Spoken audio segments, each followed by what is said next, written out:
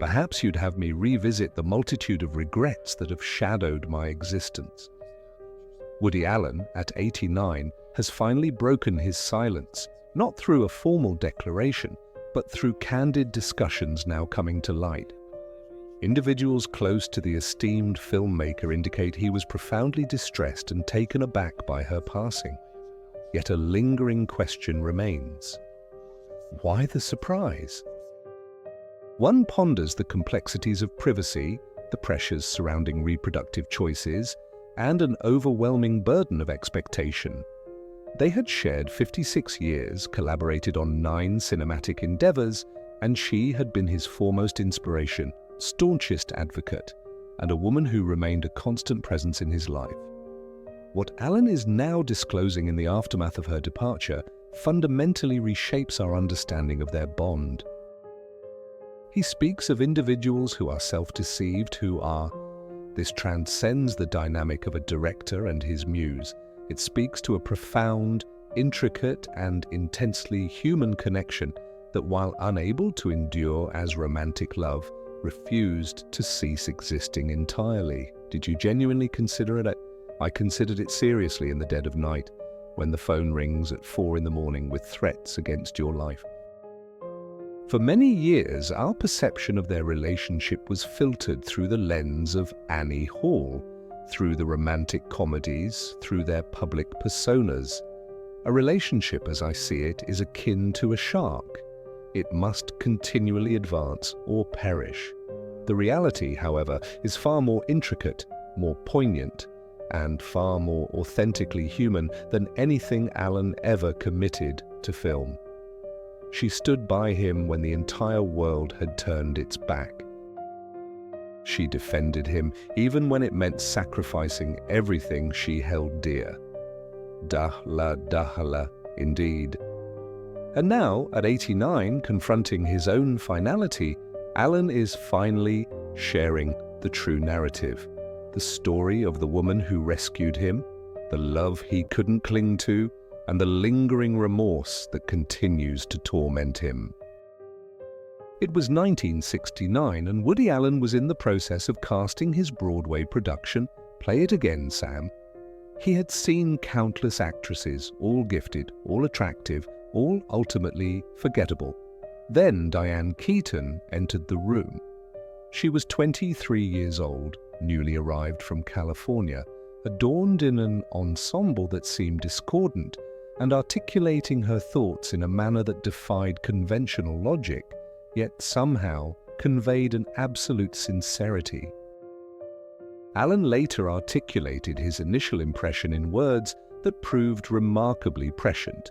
He described her as charming, amusing, possessing a singular style, genuine and fresh. However, what he withheld from public discourse, and what friends are now revealing, is the sheer terror he felt. He was terrified because she embodied everything he lacked.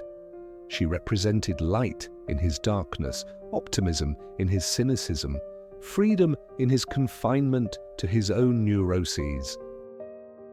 He cast her immediately, not solely because she was perfectly suited for the role, but because the prospect of not encountering her again was unbearable. Within weeks, they were a couple. Within months, she had moved into his residence. Their acquaintances predicted the relationship's demise within 6 months, perhaps sooner. How could it possibly endure? He was the neurotic Jewish intellectual from Brooklyn, dissecting every nuance to exhaustion. She was the quintessential California girl whose pronouncements of affection, like Leah, were delivered with unwavering sincerity. He resided within his own intellect. She inhabited the present moment. He amassed anxieties, she gathered moments of joy. Yet improbably it functioned, at least for a period.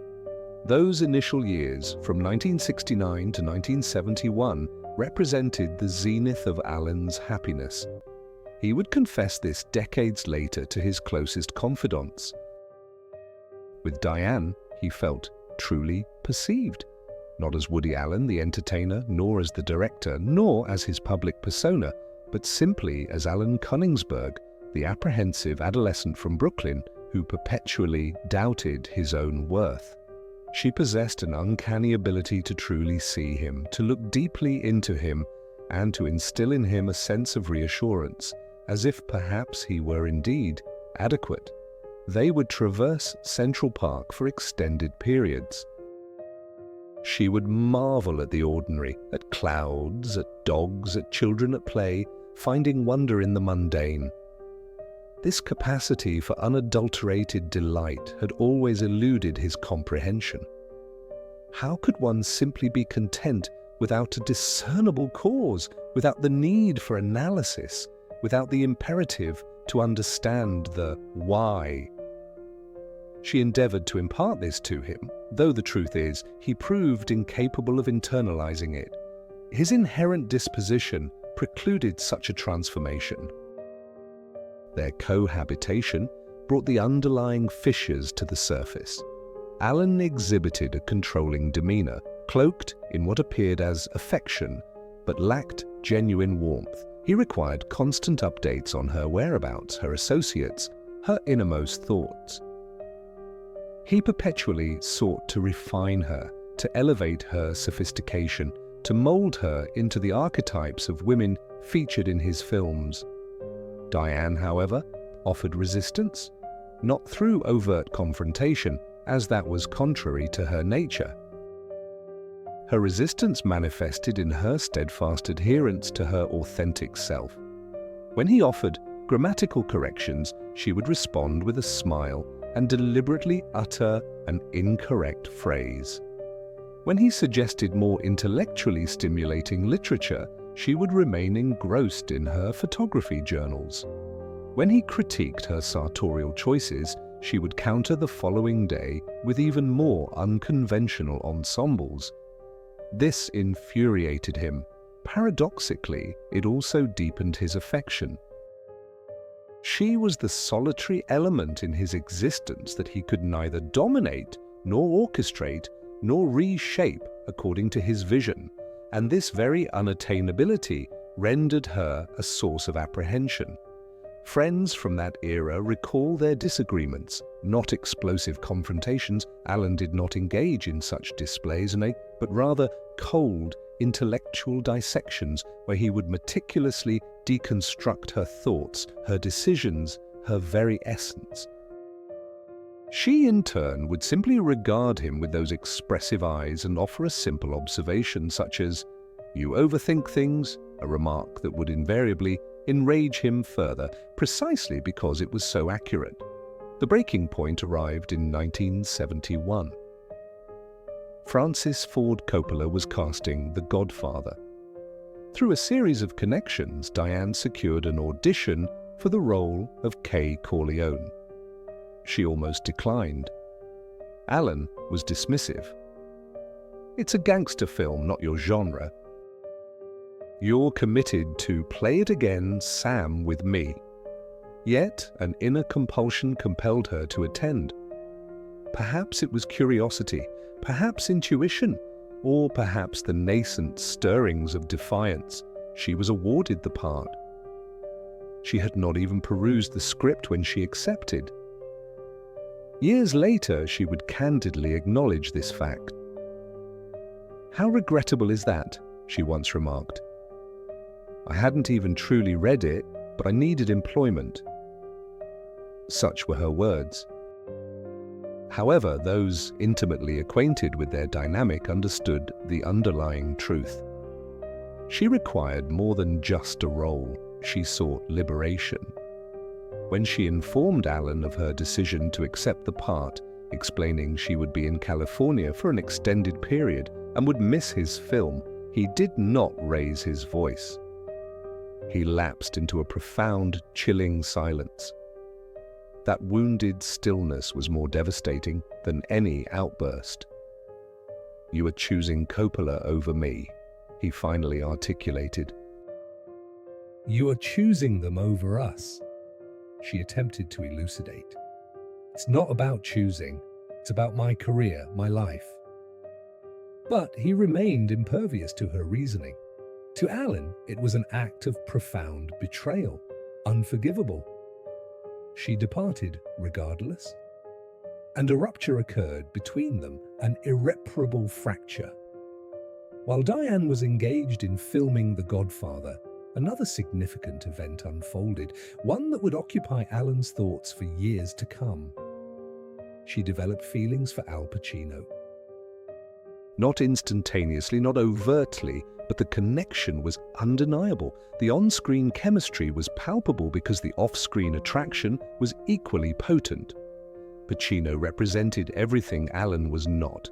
He possessed a tangible presence, an emotional depth, and a dangerous charisma. Where Allen engaged in intellectual analysis, Pacino operated from a place of visceral feeling. Where Allen dissected, Pacino embodied. And Diane, who had spent 2 years subtly undergoing Allen's pervasive influence, discovered in Pacino an entirely different energetic dynamic. They did not commence a formal romantic relationship at that juncture, not officially. However, the seed of attraction had been sown, and Allen was acutely aware of it. He could discern it in the dailies, in the way she regarded Pacino on screen.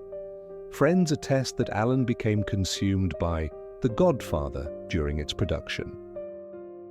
He would discreetly inquire of mutual acquaintances about the filming, about Diane, and about her co-stars. He would subtly probe, attempting to comprehend the unfolding events 3,000 miles away. Upon her return to New York, the atmosphere had shifted. She exuded a newfound confidence, a stronger sense of self-assurance, and a diminished inclination to defer to his judgment. She had been directed by Coppola, acted alongside Pacino and Brando, and been part of a monumental and significant production. Allen's introspective comedies suddenly seemed diminutive in comparison. They made an effort to salvage their relationship. She starred in his subsequent film, and then the one after that. However, the established dynamic had irrevocably altered. She was no longer his discovery, his creation, his protégé. She had emerged as a cinematic star in her own right, a reality that Allen found exceedingly difficult to accept. Their romantic entanglement officially concluded in 1972, although accounts differ regarding who initiated the separation. Allen maintained it was a mutual decision. Friends assert that Diane was the one who ended it. What remains undisputed is this: she was weary. Weary of constant analysis, weary of perpetual attempts at improvement, weary of feeling like a project rather than an equal partner. She yearned to be cherished for who she inherently was, not for the person she was being urged to become. And Allen was incapable of providing that. He cherished the concept of her, the persona she projected, her role within his life. But the authentic Diane, with her inherent imperfections, her delightful irrationality, and her beautiful chaos, instilled in him an equally profound apprehension. One might assume this would mark the conclusion. A relationship dissolves, individuals move forward, time progresses.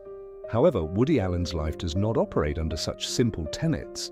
In 1977, 5 years after their separation, he created Annie Hall, ensuring that Diane Keaton would be its star. The film chronicled their relationship, not loosely inspired by it, not a reflection of it, but a direct portrayal of their shared experiences. Scene after scene was drawn directly from their lived reality. The arguments depicted were genuine disagreements. The awkward moments were their authentic stumbles. Even the titular character Annie Hall originated from her. Annie was her actual childhood nickname. Hall was her birth surname prior to her adoption of the name Keaton. Allen crafted the role with such specificity for her that no other actress could have embodied it. He even stipulated that she wear her own attire from the period when they were romantically involved. Those iconic ensembles, the ties, the vests, The oversized menswear, that was precisely how she dressed. He was essentially projecting their relationship onto the silver screen. Every intimate detail, every private moment, every flaw, and compelling her to perform it for the world to witness. Some lauded it as masterful artistry, others denounced it as exploitation. Diane herself described it as peculiar and emotionally taxing. Yet she complied, despite the controlling behavior, the emotional manipulation, and his tendency to dissect their affection. She still placed her trust in him as a director. She still believed in his artistic vision, and perhaps a part of her harbored a desire to preserve their shared past, even through the distorted lens of his artistic expression. The film achieved unprecedented success. It garnered the Academy Award for Best Picture. She received the award for Best Actress. Suddenly, the entire world believed it knew their story, or at least, it believed it understood. For the film was not entirely truthful. Allen had rewritten the conclusion. In actuality, their breakup had been tumultuous, deeply painful, and left unresolved. In Annie Hall as T, however, it was rendered bittersweet, philosophical, and imbued with a sense of romance. He had transformed their failure into something aesthetically pleasing. He had reframed her rejection into a mutual parting. He had revised history to make it more palatable, more poetic, more fitting for his artistic aspirations. And she permitted him to do so. Years later, Allen would confide in friends the true nature of the film. It was not a declaration of affection, it was an attempt at exorcism. He was striving to purge her from his psyche, to comprehend the reasons for their separation, to somehow find solace in her absence. However, the efficacy of exorcisms is often questionable. Sometimes they fail, sometimes the spectral presence lingers, sometimes one remains haunted indefinitely. Following Annie Hall, a peculiar phenomenon occurred. Their romantic involvement had definitively, permanently, and completely concluded, yet their professional collaboration was just beginning. Between 1978 and 2020, Diane Keaton graced the screen in 8 additional Woody Allen productions. Manhattan in 1979, merely 2 years after Annie Hall.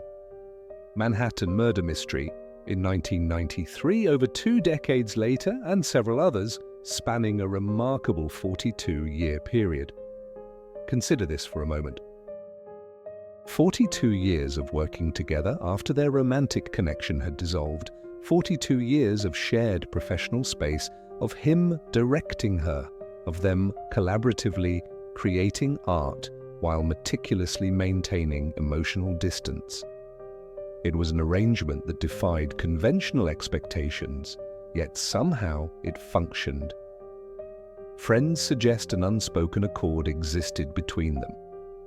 She was at liberty to pursue other relationships, other affections, other life paths.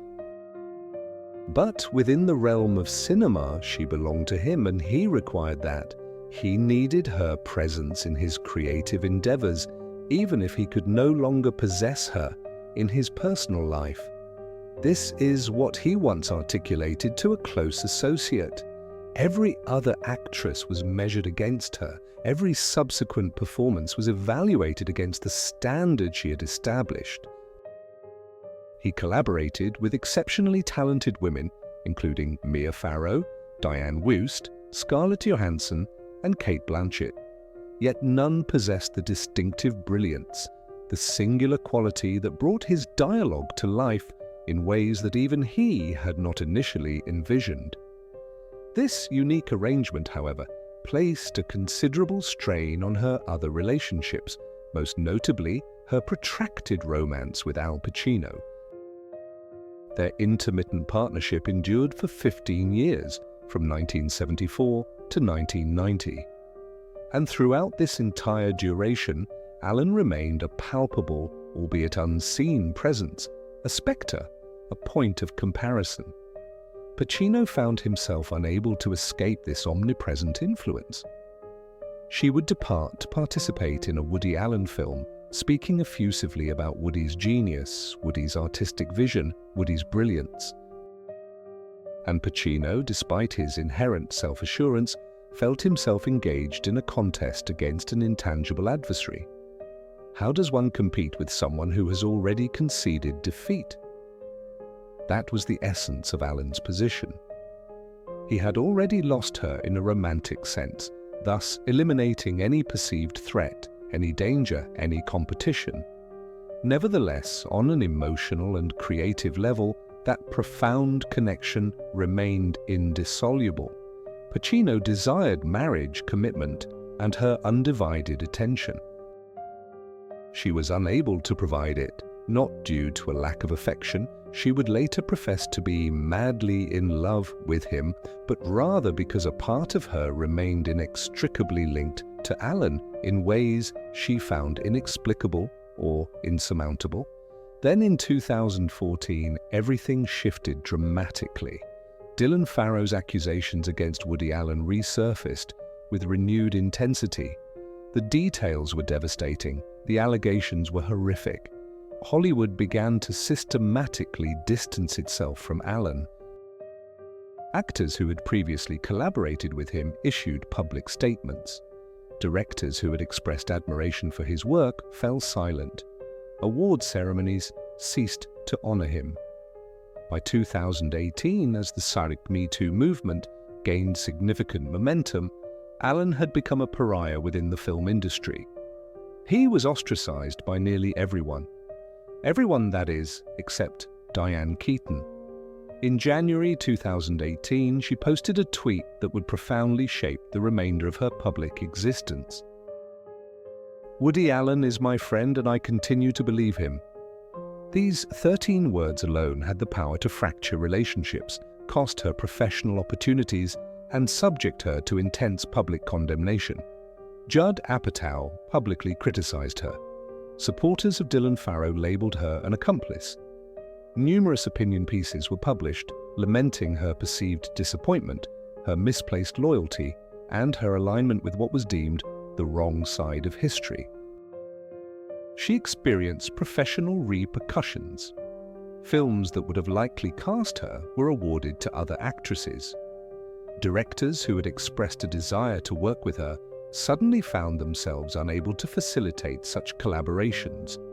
Friends within the industry ceased contact.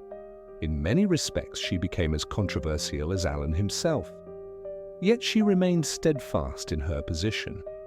In 2023, 5 years into the protracted controversy, she granted an interview that further amplified the outcry. When questioned whether her collaborations with Allen had diminished her own career achievements, she responded unequivocally, "No, not at all. I am proud. I am immeasurably proud." She then uttered a statement that provoked immediate outrage. She characterized survivor culture as a horrible shame, adding, "You have to get over it." The ensuing backlash was swift and merciless, yet she offered no apology, no clarification, and no retraction. What fueled such fierce, unyielding, and ultimately detrimental loyalty towards a man with whom she had not been romantically involved for over 50 years? Allen had never solicited her defense, never requested her support, and never demanded her allegiance. She offered it willingly at significant personal cost, driven by a conviction that most found incomprehensible. She believed him not with blind faith or naive credulity, but based on 5 decades of knowing him, of witnessing his best and worst moments, of remaining a more consistent presence in his life than almost anyone else. Upon encountering the accusations, she did not find them credible. Perhaps her judgment was flawed, perhaps her loyalty was misplaced. But her conviction was genuine, and it was a conscious choice. She understood the potential repercussions and willingly accepted the price. Throughout 2024, Diane Keaton's health deteriorated with alarming rapidity. She maintained a profound level of privacy, largely concealing her condition even from her closest associates. Subtle indicators were present for those who paid close attention. She had visibly lost weight, appeared frail during her infrequent public appearances, and had unexpectedly cancelled several commitments without explanation. However, she made no public announcement, nor did she prepare anyone for the inevitable. On the 11th of October 2025, emergency services were summoned to her residence in Brentwood at 8:08 in the morning. She was subsequently transported to a local medical facility where she was tragically pronounced deceased. The official announcement of her passing was released hours later. Diane Keaton, aged 79, had succumbed. No specific cause of death was disclosed, only that her passing was sudden. Upon receiving the news, sources report that Woody Allen was rendered speechless. "I didn't even know she was unwell," he reportedly exclaimed. How is that possible? This was the sentiment of a man who had known her for 56 years, a woman with whom he had collaborated 9 times, a woman who had championed him when the world had turned its back. The realization that he had been unaware of her failing health struck him profoundly. He had been so consumed by his own isolation, his perceived status as an outcast, and his personal struggles that he had failed to recognize she was confronting a far more formidable battle. The funeral was an intimate affair, a private ceremony attended only by family members and a select group of close friends. Allen was present, his face obscured by a mask, his posture stooped, exhibiting the full weight of his 89 years. He brought with him an item that evoked tears from several attendees. It was a photograph, dated 1970.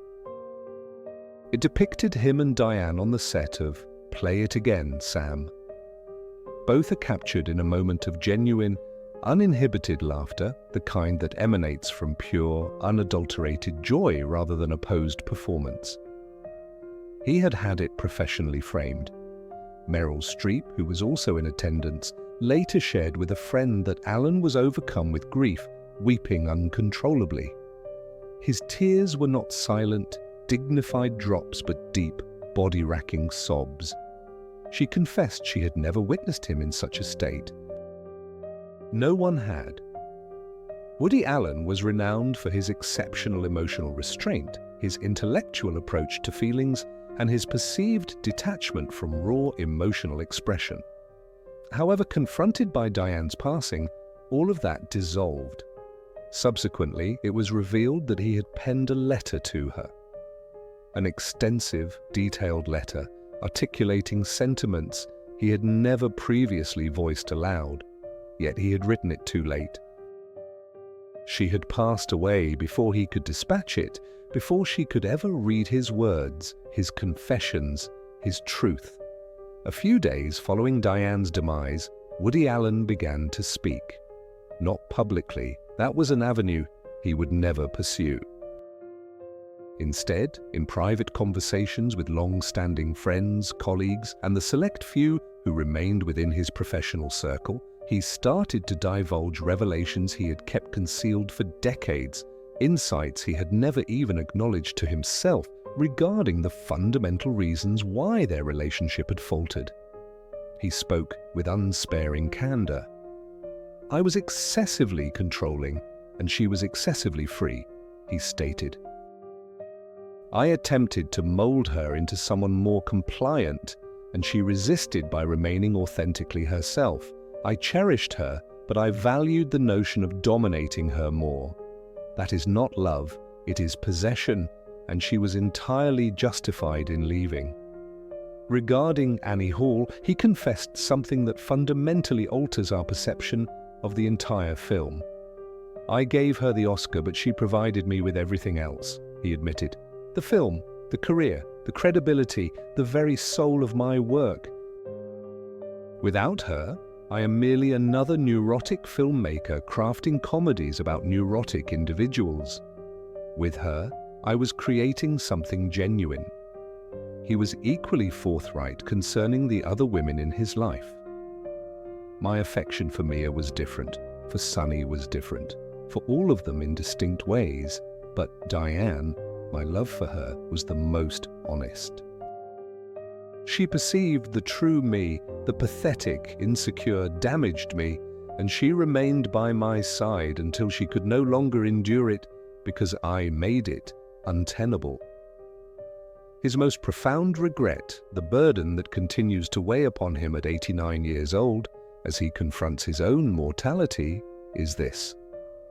I should have simply allowed her to be herself, he repeatedly conveys to friends. I should have loved her precisely as she was, instead of attempting to transform her into the person I believed she ought to be.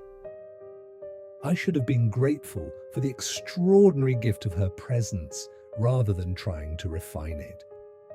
Concerning her unwavering support for him amidst the accusations, his response illuminates everything. She believed me when no one else would. She stood by me even when it cost her career, her reputation, her relationships. She had no obligation to do so. I never asked her to, but she did it nonetheless because that was the essence of who she was: loyal, resolute, convinced of her own convictions. Just as I spent years attempting to alter her, the world in recent years attempted to change her, to compel her to denounce me, to demand an apology, to force her into conformity, and she consistently refused, the same way she always resisted my excessive pressures. There is also the revelation concerning their final conversation, which took place several months prior to her passing. They'd connected by phone, a sporadic practice they'd maintained over the years, merely to touch base, usually with brief, superficial exchanges. However, this particular instance was different. Her initiating the call, a rarity, carried a particular weight. And she'd uttered a statement that resonated deeply within him. She'd said, "I have no regrets concerning any of it. The partnership, the cinematic creations, advocating for you, none of it. I was who I was, and you were who you were, and things unfolded as they did." That's quite characteristic of her, you see, to refrain from overanalyzing, opting instead for simple acknowledgement. At 89 years old, what insight does Woody Allen wish to impart about Diane Keaton? That she possessed an unerring accuracy regarding him, life itself, and the futility of excessive contemplation. That Annie Hall did not accurately represent their real-life connection. It was, in fact, his idealized, fictionalized portrayal. That she was a more virtuous individual than any character he ever conceived. That she was his rescuer to a far greater extent than he was hers, irrespective of any depictions in their films.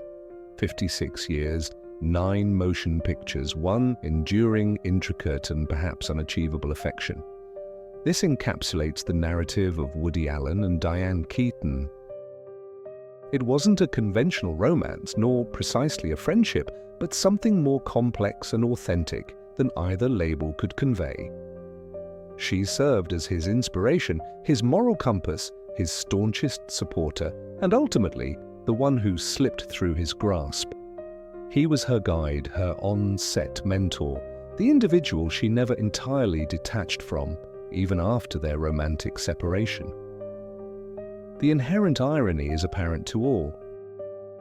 She never married, had relationships with many of Hollywood's most sought-after bachelors, yet her longest-standing commitment was to the man who could not hold on to her.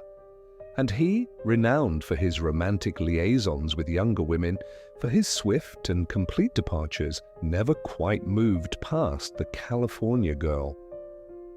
Well, I mean, you don't have to, you know. No, I know, but, you know.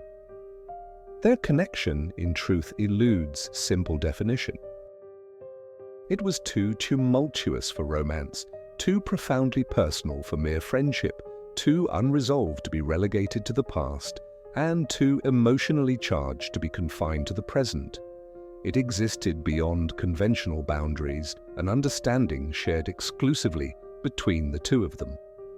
Now, Allen, at 89, finds himself solitary, accompanied only by his recollections and his remorse, and the poignant awareness that he can no longer articulate the realizations that have finally dawned upon him. She is gone, and with her departs the final thread connecting him to a version of himself he scarcely recognizes today. That young, driven filmmaker who believed he could mold the world to his vision, who perceived love as the act of shaping another into one's ideal, who conflated control with affection. Diane Keaton's lasting impact extends far beyond her cinematic achievements, her Academy Award, or her distinctive style. She was the woman who truly defined Woody Allen both on and off the screen. She infused his work with emotional depth, and she stood by him even when such support meant standing entirely alone. Perhaps this is the most profound truth about their relationship. She saw him with unvarnished clarity, acknowledging every flaw, every misstep, every vulnerability. And she did not falter, not during their courtship, not after their separation, and certainly not when the world urged her to do so. She remained steadfastly and completely herself. In doing so, she offered him something he spent his entire existence attempting to capture in his films: the extraordinary gift of being loved precisely as one is. In the annals of Hollywood's extensive and celebrated history, no union has ever mirrored that of Woody and Diane. Before we conclude, if you found this narrative as captivating as we did during its creation, please show your appreciation by clicking the like button and subscribing to our channel. We are actively bringing to light more untold stories from Hollywood's golden era and beyond. What are your thoughts on their relationship? Was her unwavering loyalty commendable or perhaps ill-advised? Share your perspectives in the comments section below. Some attachments are too intricate to thrive, yet too potent to cease. And occasionally, the most significant connections in our lives are those that resist classification within any framework we comprehend. Woody and Diane embodied this reality, lived it, and left us with artistic creations and lingering questions that will endure long after they are gone.